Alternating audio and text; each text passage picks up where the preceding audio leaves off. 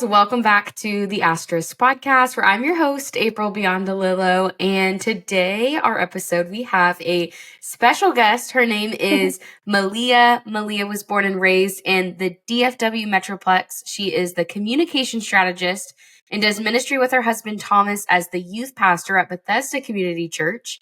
She has always known there was a calling for ministry on her life since she was 17 years old, specifically to disciple the next generation and help them intimately know the one who created them.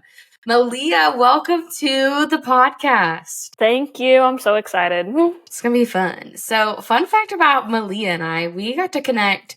So Bethesda Community Church, for those that don't know, that is where I grew up. My dad is on staff there. And when I found out, we hired Thomas, and I think it was Thomas first. You came on later, but you guys were there. I'm like, when a husband's in youth ministry, you're basically in youth ministry from the moment he's hired too.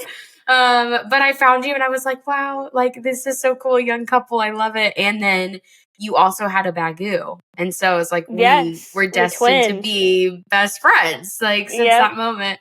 So we have gotten to connect from afar, but Melea was just a part of our panel at our Fort Worth Cherish conference, which was my favorite, gotta be honest. Like it was just a special panel. Incredible. Yes, such a fun time. So we had to have her back for a solo episode. So here we are, Melea. We are just gonna dive into your story. Like every person that's come on the show, we kind of do a first step. We call it our discovery call of just diving into your personal story, getting to hear more, so that when we are at this point, everyone gets to hear the depths of your story. So I'm super excited for them to get to know more about you, your journey, and what the Lord has ultimately done in and through your life. So without further ado, can you share with us what it was like growing up with your parents' divorce and how that shaped your early years? Yeah, I would love to. Anyone who has gone through divorced parents, you know that it changes your world. I remember the exact day. It was right after the New Year's. My parents sat me and my brother down. I was in my mom's lap. My brother was my dad's. And they said, hey, I want you to know we still love each other, but we're separating.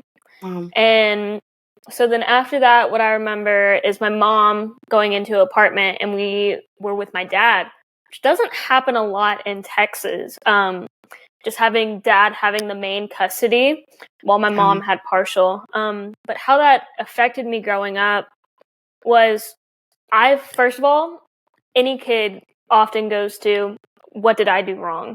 And so that was something that was in my mind, especially because I love my parents, but they didn't hide their fights well right before their divorce. And so it's like, what did we do to cause this? And then as kids, you always hope that your parents would get together, obviously being older, back together, but being older, knowing that, do not wish them back together. They're perfect where they are right now. But how that shaped me most definitely was I, first of all, was a daddy's girl. So I didn't have my mom as the main presence in my life. It was more of my dad.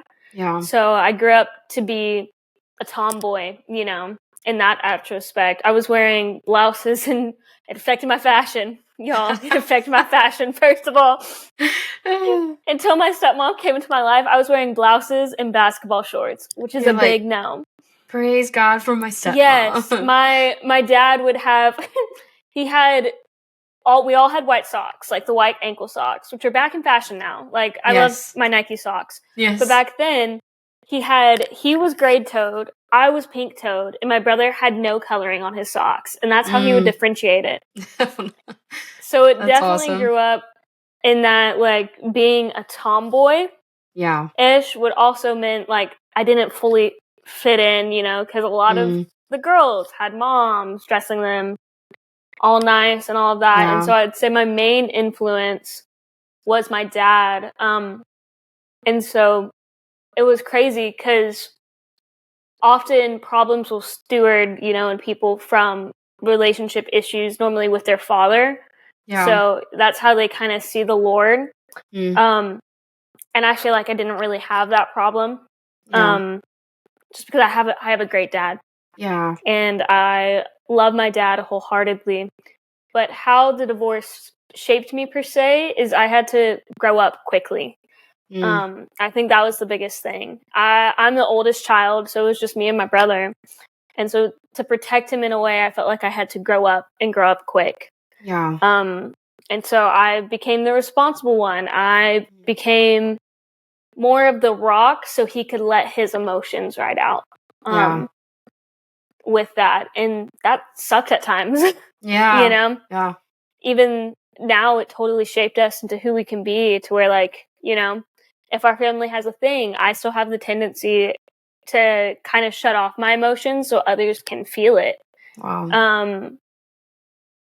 But yeah, I think that's the biggest thing is having divorced parents and primarily being with my dad. I had to grow up quick and to even, like, in a sense, pick up the women role until my stepmom was there. You know, I was obviously still a kid. Right. And with that, but my mentality as 7-8-year-old Melea was not the same as, you know, what 7-8-year-old Melea with not divorced parents would be. Right. No, that totally makes sense. Yeah, and I would say that was the biggest thing, was that quick, like, maturity, what people call maturity, you know, if that makes sense. Which was really just, now I went through this thing that in the Christian perspective and in, like, you know, the Lord's perspective, you're not supposed to go through as a family. Yeah. Like, he wants you to stay together as a family, but obviously sometimes it just doesn't work out, and that's okay. Yeah. And so that's what happened with my parents, you know, as they separated, and I didn't have both parents at the same time all the time, just constantly pouring into me. So I felt like I had to grow up. Yeah. Yeah. No, that's so good. There's so many, like, interesting parts in how people process through divorce, especially as a young age. Like, you don't realize the impact and the effect. And, like, you know, there's going to be an impact, but it's always interesting to see as a person grows up, like, what is their perspective of that time and how did that shape them. Another big part of your identity, your beginning story, was softball. Softball was a huge part of your identity for a long time. What did it look like? Of my life. You're like, that was me. What did it look like to shift from finding identity and what you could do to discovering who you are in Christ? Yeah. So when I first got saved when I was 17. I was a senior in high school, and one of the first things the Lord taught about me, because I was old enough to get it, was identity in Him. And so I would say immediately I got saved in January. That March, I was in a group, and that group was about identity. And so I had leaders trying to and did pour into me of, this is what the world often says you are and what we often put, the box that we put ourselves into, versus this is who truly the Lord, you know, says you are. And so I think that was a big thing for me to learn, and that the Lord wanted me to learn early on. I learned in college, like, we have different ways of understanding Him, in a sense, and some of us often understand Him in a romantic type of way. And I would say I'm more of a romantic type of person when it comes to the Lord, because the first thing He wanted me to learn was my identity in Him. And, like, it's not, I will say, not romantic in a weird way, but it's just the love of God, you know, and how He truly loves us. And that's something that He wanted me to catch on quick, because obviously His plans that He had for me were way different than what I thought they were going to be. You know, I may have had my plans, but He was guiding my steps. So early on, He wanted me to learn, no, Melea, you are a child of God, first and foremost. It's like, whatever you do, there isn't a grade, there isn't a sport, there isn't anything that you could do that will not make you worthy and, like, you know, not worthy to be my child. Because growing up, you know, if you ever played a sport, you get it. So often it's like, okay, come on, do better. You could do this better. You could do that better. You want to play more? Do better there. Yeah. You want to do this? Lower your shoulder and hit the ball this way. And so that's something that I had to learn early on, was it's not what I do, but it's who I am, which is his. Yeah.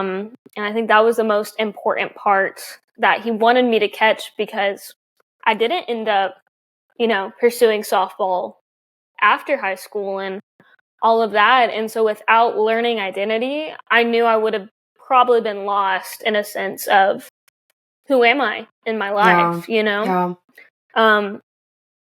Because when you do put things, when you equate who you are into what you do, you often lose yourself along the way when you don't measure up to it. And so that's just was something important that the Lord needed to teach me in order for me to go on with my life and be where I'm at today. No, that's such an important thing. And I think as we'll learn through the rest of your story and the trajectory of like why the Lord really emphasized that point too, of just like who you are in Him besides what you do. And I think I was never a huge sports person, so I can't tap into that mind, but I am someone that naturally likes to achieve, naturally likes to be seen as successful or doing the next thing. And so it is really difficult. Like even running Cherish Ministry, I can be like, look, God, look at what all I'm doing. And almost the sense of like feeling like I'm earning His love and His approval. And He's like, April, even if that didn't exist, like, I love you and I'm so proud of you. And sometimes that's hard to like wrap my mind around, like, but if I'm not doing something, then how can I just like the natural ability just to be is really difficult, really challenging. How you use this phrase, like a child of God. And it's so funny to me that phrase, unfortunately, sometimes can feel cliche or just like it's said all the time. Like, what does that mean? How is that impactful? And I would love to hear your perspective on that, because that's something you talk about often is how has your understanding of being a child of God changed the way you see belonging and fitting in? Yeah. So I will say, child of God sometimes could be a Christianese, a churchy word. But it's not necessarily something that we need to be scared of. So what being a child of God means to me, it's like, this sounds kind of cringy, but it's like when you're royalty and you're the king's daughter, which makes you a princess in a sense. When I was 5, believe it or not, I didn't want to be an astronaut. I didn't want to do anything cool. I just wanted to be a princess. And so getting to know Jesus and getting to learn about, our inheritance and that we are His adopted kids, it kind of shifted my mind to like, we are royalty in a sense, but that's not the main focus. It was just sitting there with Him. When I was learning, first when I was 17 about identity, something that my leader made me do often is she would make me close my eyes and imagine myself.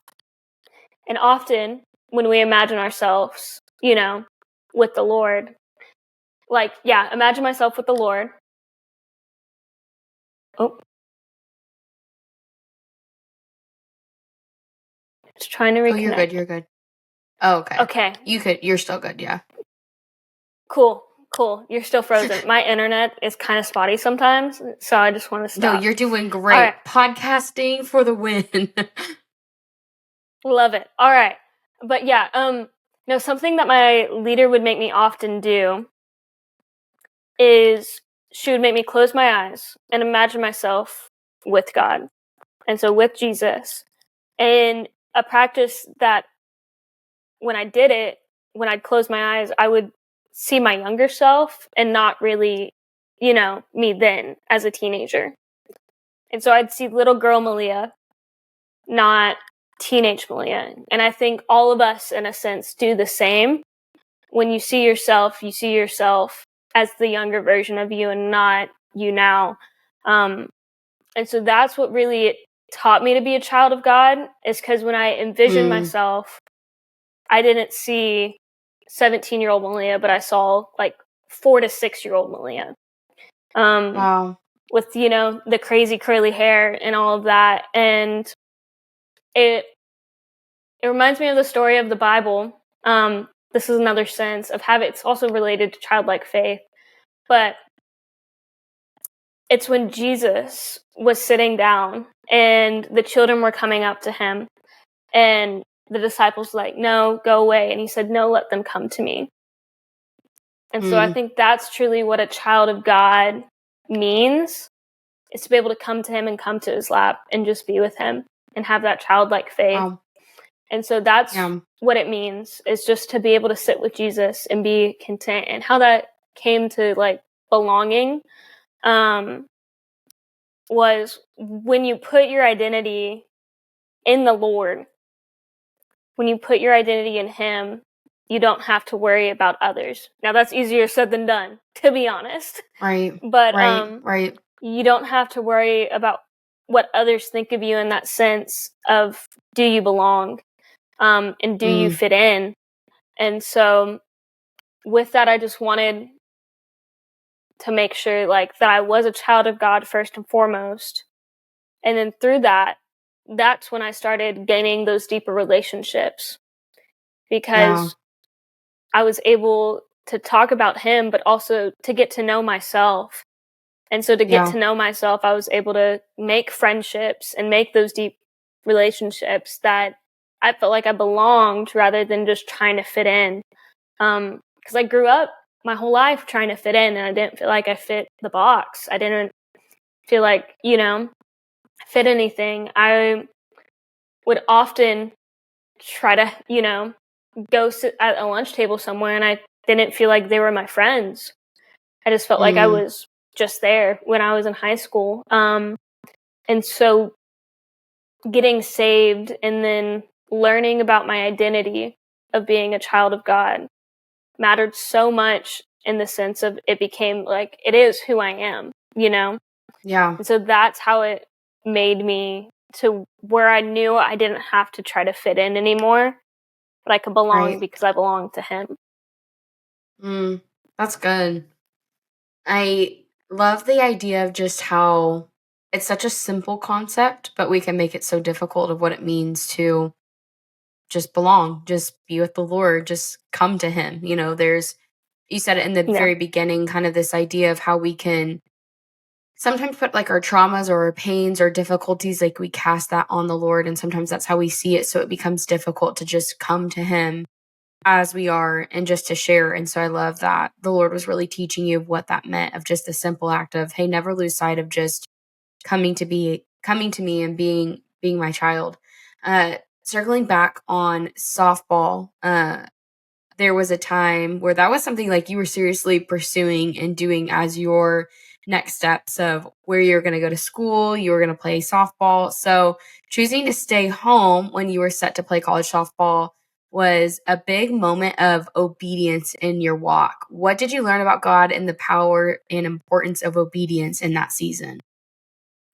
Yeah, I will say being obedient to the Lord is one of the most important things that you could ever do in life. It goes back to, we may have our plans, but he guides our steps.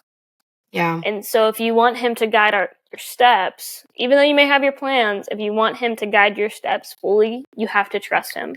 And trust means also to obey. Yeah. And so when I felt like I wasn't supposed to go anywhere and I was supposed to stay in Texas, it was almost a oh crap moment, to be honest. Just because I did have those plans. I had a vision for my life, and I was going to do these things, go to nursing school possibly after, but the Lord said, no, if you want to follow me, you'll do this. And with that came a lot of hesitation of like my faith is, should I listen to this moment? Yeah. But also it came a lot of prayer. And so during that time, it was also the first time I had to deeply pray, which was really cool. Because obedience often also means talking to him quite a bit, because he's not some type of God that just wants to like have that demand and you go full forward without even thinking about it again. But he wants to have that relationship to where you can talk to him. And so I think that was the biggest thing that I learned about obedience, was the prayer that comes with it. Yeah. And the praying without ceasing, like the communion, the communication with God. With that, it was hard. Yeah. God doesn't care about our comfort. That's the thing. Is he loves us, but he doesn't care about our comfort. And so it had to have those uncomfortable conversations, and uncomfortable conversations with my parents. I took a semester off after high school, and my parents were not that happy with it because I wasn't going to be doing school, but I needed to figure out where was the Lord leading me in my next steps if he didn't want me going, this way. And so with that, yeah, obedience goes hand in hand with prayer, I would say. And I kind of lost my track, to be honest, but that's okay. No. That's what I mean. Please, wait.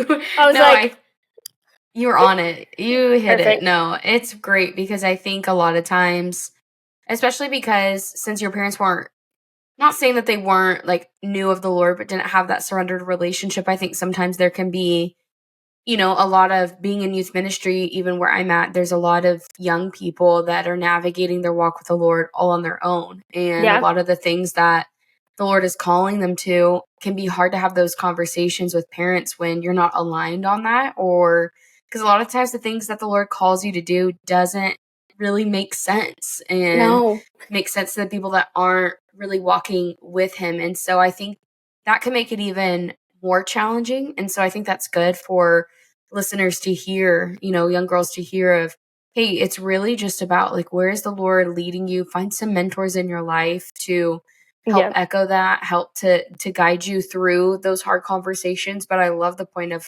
God doesn't care about your comfort. And the reason why is because the most growth takes place in our uncomfortability. That's kind of been like a mantra of my life, of living for the moments of where I have to step out of my comfort zone. Like, Lord, never let me become comfortable. And the moment that I become comfortable, help shake something up to, again, get me to that place of growth and not staying stagnant in where I'm at. So I think obedience is very challenging, but the Lord cares deeply about it. And it really is, do we trust him? Do we not? Will we go where he's calling us to go? And even when we don't know, like you didn't know for a semester, you're like, I know I'm not supposed to do this, but I actually don't know this next step, but I'm just going to walk in obedience, walk in the things that I don't know, but trusting that you're going to make it abundantly clear and it's going to work together for my good, because that's your promise and hope for my life.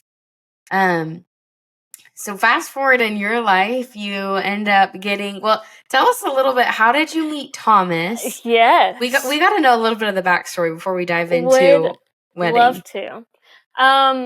So it's funny, I actually met Thomas at the youth group that I got saved at, but like his friend group was over here, my friend group was over here. We were dating people, different people and everything. Then we graduated high school. We both became leaders in that youth group. And how it always end up is we'd be leading like a group together. And there could be 6 people who are leading that group faithfully. By the end of the semester, it was just Thomas and I. So that happened 3 times. Wow. And then we started leading what's called the student serve team as well over that. The guy that I dated before Thomas was actually good friends with Thomas. Love it. Right. And so I got to get to know Thomas on a friend level.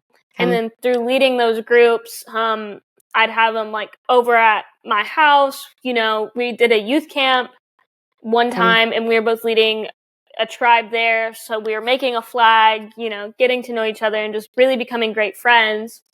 And then broke up with that guy. COVID happened and we were just hanging out. My friend group, who's still friends to this day, we were just all hanging out. And Thomas and I just became really close. And so we were just best friends, thought nothing of it, and everything. And so then 2020 was over. The relationship that I broke up with wasn't a good one. So Melea wasn't mentally prepared for anything. Yeah. But 2021, he was over at my house having dinner. Dude, we hung out, y'all. We hung out all the time. When I say all the time, my parents would ask about Thomas and why he wasn't coming to dinner. Oh, that's amazing. Just when we were best friends. Wow. But yes, and so February 2021, he told me he liked me. I said, I'm not ready for a relationship yet. Wow. Yeah. You turned down Thomas and his feelings for you. I did. I love it. If you really know Thomas, you know that he's a true man of God, and he's always been that way since I've known him. And so I was like, man, I'll never get a shot like that again. Wow. Well, April rolls around. He threw his feelings out another time. I said, we're just friends again. My gosh. Yes. Yeah. And so then after that, I was like, okay, Melea, get your crap together. Like, do you like him? Do you not? Obviously, you get jealous if you think about him with others, all of that. So let's figure this out together. And so I brought it to the Lord, because I felt like it was serious. And this was the first time I ever felt like a relationship was really, really serious in the sense that it could go in marriage. Yeah. Which, spoiler alert, it did. Yeah. You're like, here we are. Yep. Yeah, so he went on a mission trip and he ghosted me for that mission trip in June. So last time was April. I was like, okay, let's get it together. In June, he ghosted me for a week while he was on a mission trip. But I was also talking to his family every single day while he was on that mission trip. And he came back. And so we hung out the day that he came back. And the day after, we went and had a picnic. And where he played the game, if you guys ever heard it, it's a great game. It's called We're Not Really Strangers. Okay. And so it's a game all about connection. And he played this card that says what hurts in your life and what works in your life. And so I asked him that question. He completely dodged it. And so he made up an excuse that really wasn't, I knew as his best friend. I was like, no, that's not it. Yeah. And so We're Not Really Strangers has this thing called a Dig Deeper card. And that's where they really have to say it. And so then, sorry, I love saying our story. But this is amazing. So then I played that card on and I was like, no, dig deeper. And he told me, which he always was like this. He said, if I am just your best friend for the rest of my life, I want you to know I'm content with that. And I treasure that above all else. And then he told me, but our relationship, it hurts and it works because I still have feelings for you. And at the end of it, I got to be like, I got some great news for you. And so from then on there, we started dating. Then he came down with COVID that night, actually. Spent our first 10 days dating on FaceTime. Gosh. That's amazing. And then got engaged 2022, married September 2023. And then we've been married for a year and a half. Actually, this past Saturday was a year and a half. Aw, I love that. I love that you guys got to start, though, as, best friends, that you got time to build that. Because I think sometimes that's something that can be rushed, is just missing out on the importance of building a foundation just on friendship, because that's what's going to last throughout. So talking about Thomas, talking about y'all's story, during your wedding planning, you prayed for it to be a season of healing in your family. How did you see God show up in that? Okay, so there's just so many ways that the Lord showed up during that time. That was something that we seriously prayed over, is that our wedding would be an olive branch to each and every single family member who, we didn't really have good relationships with, or they didn't have good relationships with each other. And so the first one, I'll go into his family, is his two brothers talked for the first time in about 7 years. Wow. And so they apologized to each other, and that was really cool to witness because that's something that he prayed on. And most of his family was there. So Thomas is the youngest of 5, and 3 of his siblings, let me get that right. Yes, 3 of his siblings were there. One, he's a little nomad. We love him. And so you never know where he's going to be. But yeah, 3 of his siblings were there, and his 2 older brothers were able to repair something within themselves. And so that was really cool to witness. While on my side, I didn't have the best relationship with my mom leading up to me getting engaged. And so through that time, I was like, well, do I want to include her in things? Do I not? She, was isolated from us because of her ex-husband, but it just didn't create a good relationship just because, when you're with someone who's a narcissist, they push people away. And you condition yourselves to like live that way without even knowing how, but you just push people away. And so she didn't talk to her mom. She didn't talk to me much. She talked to my brother sometimes, but it wasn't the best relationships all around. And so I was like, you know what? Talking to Thomas through this, praying through this, I'm going to invite her to everything. So I invited her wedding dress shopping. And that was the first time in 17 years that my mom, my grandma, and my stepmom were all in the same room talking. Wow.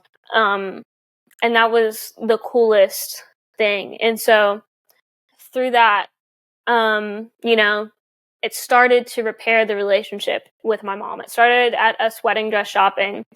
And it went to, I would talk to her, a bit more. We would be talking about wedding stuff. She was helping with my bridal shower, all these things.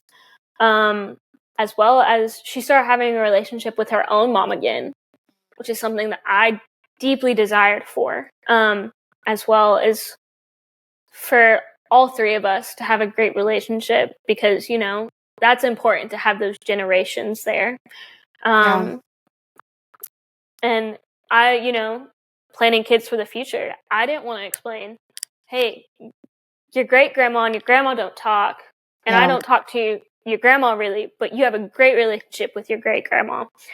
And so it was really cool just to see how the Lord worked it all out. And through this time, my mom was able, to leave that just bad relationship that she was a part of. And I truly think that it was only through the Lord and seeing, his way that she was able to do so. Because, even though it wasn't physical, spiritual, mental, emotional abuse will not be tolerated by God. That's the same as adultery in my eyes, The minute that you do something bad like that, that's not loving your bride as Christ loves the church. And so through that, we got married. My mom, a month later, called me crying, was like, I need somewhere to go. And I was like, hey, our apartments, they're pretty cool. And you get a referral bonus. Ends up, she lives right next door to me now. Wow. And we talk all the time. I see her just about every day. And so that's been really, really cool. My parents, my dad and my mom, who I never thought would talk to each other, my mom will go and support his food truck now. Or they went to dinner with her best friend a couple months ago. And so these things that I never thought would happen are happening only because Jesus would let it, And I think it just shows his nature is how loving God is, that he brought healing to a family who was really broken. That's so good, and I'm sure so encouraging for others just to hear the hope of that story, because unfortunately so many individuals are walking with broken families or hurts and traumas. What advice, Melea, would you give to someone walking a similar path of forgiveness and restoration within their family? Yeah, so the biggest advice that I would give is, I know it sounds silly, but you know how we say forgive and forget? Yeah. When I was younger, I used to hate hate that phrase. Yeah. Because I was like, I can't forget what has happened to me. I can't forget like these things that have happened. I can't forget, when my mom left to Arizona, I couldn't forget that, but I could try to forgive it. But what it means truly is to forgive and let go of it all. Mm. And yes, those things did happen. Yeah. But if you let go of it, you surrender it. Yeah. Which means you surrender it to God. And I Yeah. think that's the most important thing. I wouldn't have the relationship I have now with my mom if I kept any of it. Like, why? Also, why would I want to remind her of the mistakes that she's done? Mm. That's cruel. Yeah. That's a good point. And that's not forgiving. Is to hold on to the things of the past. It's not forgiving. Yeah. I mean, God does the same for us. His mercies are new every morning. Yeah. If he held on to the sin that we did yesterday, that's not forgiving, and that's not in his nature. And so I think that was the biggest thing, is I had to forgive and let go, aka forget. Yeah.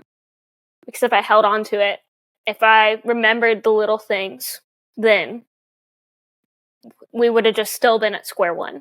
Yeah. Because that's unforgiveness ultimately. Yeah. That's so good. And coming from a divorced home and then you're about to enter into marriage, what advice would you give to someone preparing to build for a Christ-centered marriage? Yeah. One piece of advice that I would give is that you don't feel like you have to be better than your parents. Mm. Your relationship, like going into a Christ-centered marriage, your relationship is way different than what your parents had. Your relationship will not be the same. And so you don't have to try to be like, I'll never be like my parents. Mm. Rather than, we're just going to keep Jesus in the middle of this. Yeah. And not only that, but same thing applies. Just constantly communicate and forgive each other. Yeah. I think anyone who's, going to be married, the number one piece of advice we got was communication. And you're always like, yeah, get that. But no, it's real. Right. Communicate, communicate, communicate. But yeah, you don't have to try to be better than your parents, and you're also not your parents. Yeah. Like, your future is not the outcome from your trauma.